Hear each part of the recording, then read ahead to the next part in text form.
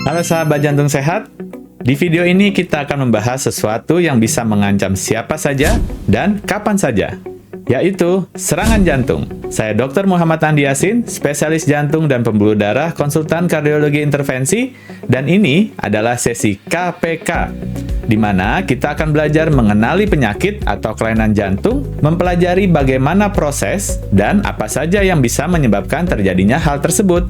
Dan yang tidak kalah pentingnya, bagaimana kita mengendalikan dan mencegah agar hal tersebut tidak terjadi pada kita atau orang-orang kesayangan kita.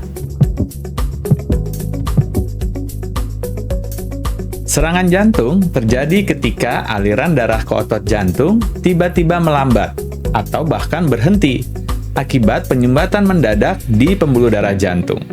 Paling sering akibat plak kolesterol yang pecah dan membentuk bekuan darah. Gejalanya antara lain nyeri dada di bagian tengah atau dada kiri, bersifat tumpul seperti tertekan benda berat atau rasa seperti diremas. Nyeri bisa menjalar ke lengan kiri, rahang, punggung, atau ulu hati. Durasi nyeri umumnya lebih dari 10 menit dan tidak membaik dengan istirahat. Nyeri juga tidak bertambah atau berkurang jika ditekan atau digerakkan. Seringkali nyeri disertai dengan keringat dingin, rasa mual atau muntah, berdebar, atau rasa ingin pingsan. Namun, kadang-kadang gejala yang tidak khas juga bisa dikeluhkan, seperti lelah yang ekstrim, pusing, nyeri di ulu hati, atau bisa juga keluar keringat dingin tanpa nyeri dada. Gejala yang tidak khas ini lebih sering terjadi pada wanita, usia lanjut, dan penderita diabetes. Jadi, ingat ya, kalau ada hal-hal berikut ini, segera bawa ke rumah sakit. Kemungkinan ini suatu serangan jantung sangat tinggi, dan kalau telat ditangani, bisa fatal akibatnya. Penyebab utama yang paling sering dari serangan jantung adalah plak di pembuluh darah jantung yang kita sebut aterosklerosis atau penumpukan kolesterol. Dan plak tersebut mendadak pecah atau robek. Hal ini memicu proses penggumpalan darah yang bisa membuat aliran darah di pembuluh darah jantung melambat dan bahkan bisa berhenti total. Jika aliran darah berhenti, berikut proses yang terjadi. Dalam 10 menit pertama, sel-sel otot jantung mulai kekurangan oksigen. Fungsi listrik jantung mulai terganggu. 10 menit berikutnya, kerusakan sel semakin berat, rasa nyeri dada semakin intens. Dalam 40 menit, mulai terjadi kematian sel-sel otot jantung yang kita sebut nekrosis. Bagian jantung yang mati tidak dapat pulih kembali. Di atas 40 menit, area kerusakan meluas.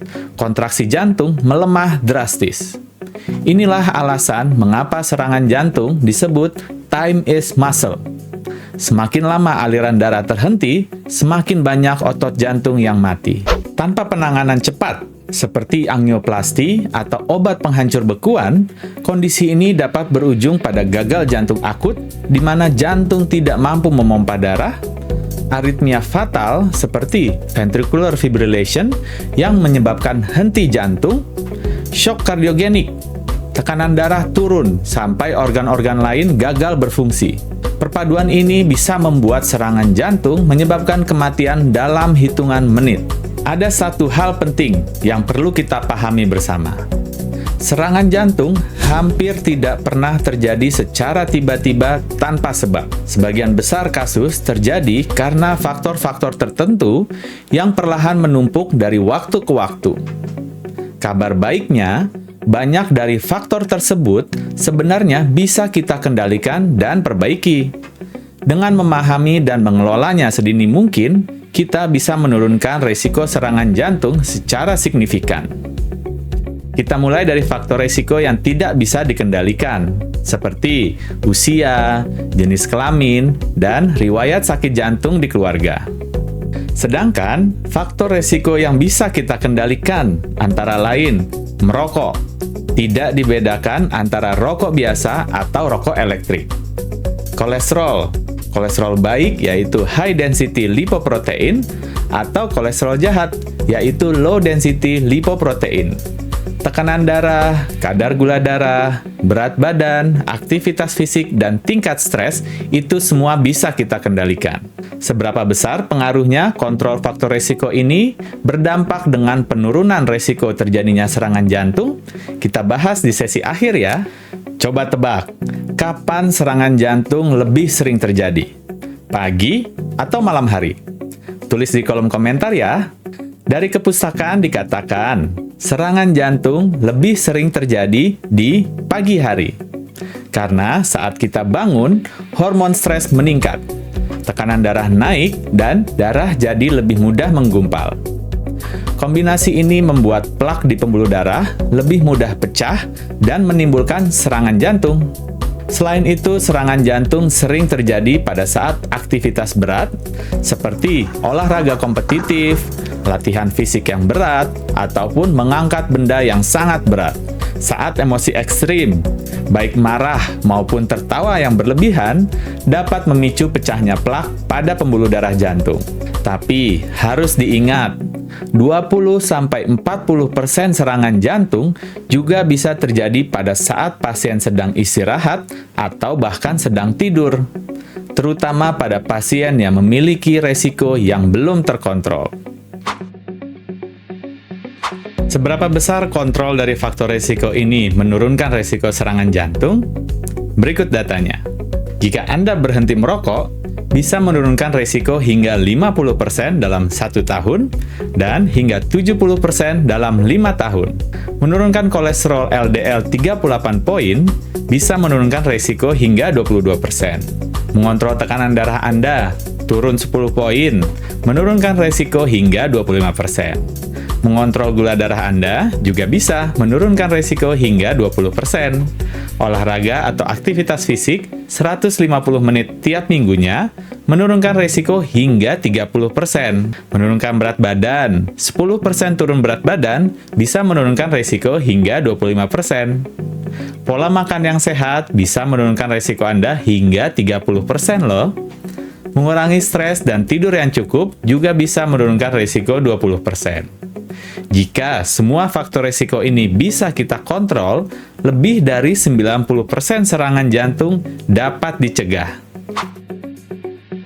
Untuk pemeriksaan lanjutan jantung, berikut adalah panduannya. EKG atau elektrokardiogram dilakukan bila ada keluhan nyeri dada, jantung berdebar, sesak nafas, atau pada pasien dengan faktor risiko yang tinggi. Sebagai pencegahan pada orang sehat tanpa gejala atau faktor risiko, tidak wajib dilakukan rutin, tetapi baik dilakukan 1 kali sebagai baseline, terutama usia di atas 40 tahun atau memiliki faktor risiko. Diulang bila ada keluhan baru, setelah serangan jantung, atau untuk evaluasi terapi. Ekokardiografi atau USG jantung dilakukan bila ada keluhan sesak nafas, bengkak di kaki, tekanan darah lama tidak terkontrol, atau kecurigaan kelainan jantung. Sebagai pencegahan, baik dilakukan 1 kali pada usia di atas 40 tahun, atau bila memiliki hipertensi atau diabetes.